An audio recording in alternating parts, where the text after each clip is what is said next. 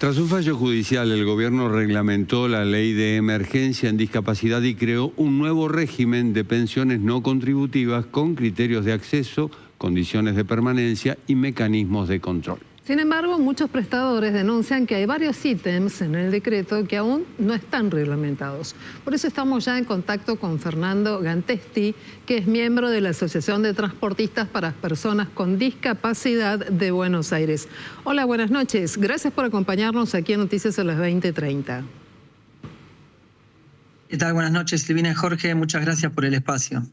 Gracias a vos. Bueno, tuvieron que pasar 7 meses hasta que finalmente el Poder Ejecutivo reglamentó. Hubo intento de vetos, intento de no adjudicar presupuesto suficiente para la ejecución de la ley, pero la ley se reglamentó. ¿Por qué tienen dudas sobre su aplicación? Bueno, efectivamente, como mencionás, el gobierno reglamentó la ley, claramente acorralado por la justicia, que le fijó un plazo perentorio, que fue para el día de ayer, para que así lo haga. La realidad es que, bueno, sí, es importante la reglamentación, obviamente es un logro. Como vos mencionás, llevamos más de un año de lucha, pero bueno, claramente no es suficiente. Y es importante mencionar el tema del tiempo, ¿sí? Es una ley que claramente llega tarde, porque como su nombre lo indica, es una ley de emergencia. Así empezó. Con el paso de los meses, esa emergencia del sector de discapacidad se transformó en crisis, en ser un sector que estaba asfixiado. Hoy por hoy, y desde hace unos cuantos meses, es un sector que está en quiebra y en colapso total.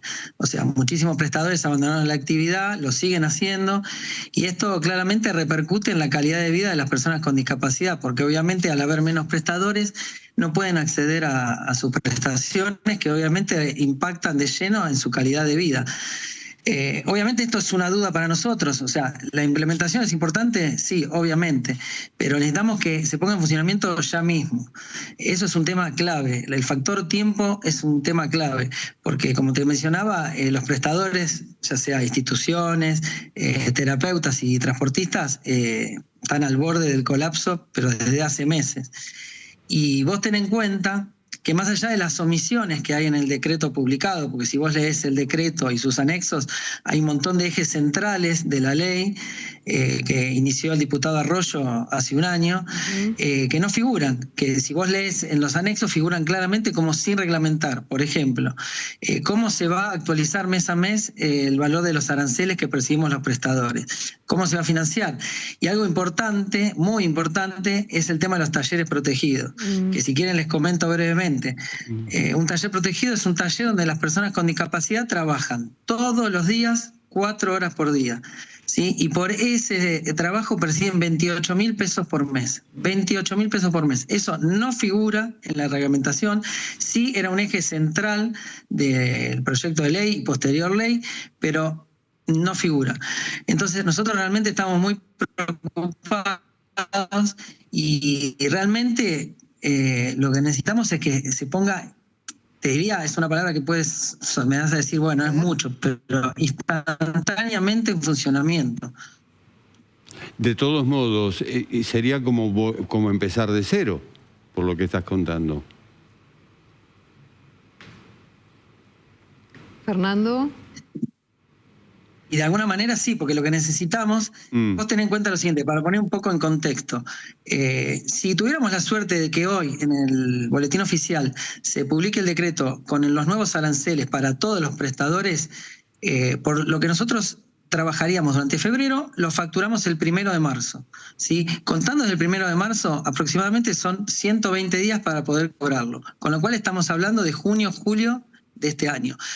Como te comentaba, todos los prestadores de todos los sectores, ya sea instituciones, terapeutas, transportistas, están en colapso. Con lo cual muchísimos no van a llegar a ese momento para percibir ese aumento, ya sea porque la situación económica ya los asfixió o porque sinceramente el cuerpo no les da más.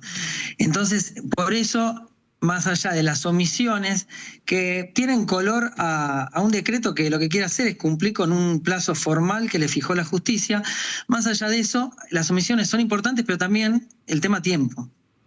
Sí, queda claro. Vamos a aclarar que la ley es una cuestión, pero que para llevarla a la práctica y publicarla y para que esté vigente, cuando vos hablas de decreto, estamos hablando del decreto que reglamenta la aplicación de la ley. En este campo, a ver, hay una parte humanitaria, indudablemente, y una económica y financiera.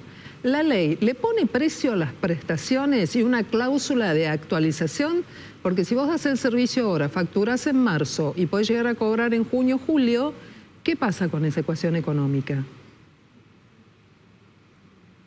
Bueno, claramente el tiempo transcurrido desde que se brinda la prestación, se factura y se cobra, eso no figura en la ley, seamos sinceros, nunca ha figurado. Acá lo que necesitamos es que todos los aspectos que figuraban en la ley de emergencia figuren en la reglamentación y no lo están haciendo, no está figurando. No figura cómo se actualizaría mes a mes. Eso no figura y hasta que se fije, seamos sinceros, es una ley que pasó 5 veces por el Congreso con 5 votaciones aprobadas por una mayoría importantísima, casi unánime, y a pesar de eso el gobierno no la instrumentó. Esto podría haber entrado en funcionamiento, esta ley, en junio, julio del año pasado, y a pesar de todo esto que te comento, no se hizo. Entonces, nuestra preocupación es, no está reglamentado en el decreto que se publicó ayer. Bueno, ¿cuánto tiempo van a tardar en reglamentarlo? ¿Cuánto tiempo más va a llevar?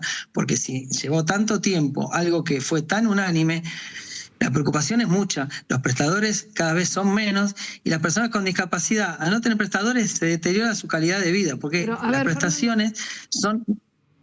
En la práctica, ¿cómo se pauta la cuestión de cuánto cuesta el trabajo de un profesional, cuánto cuesta el transporte?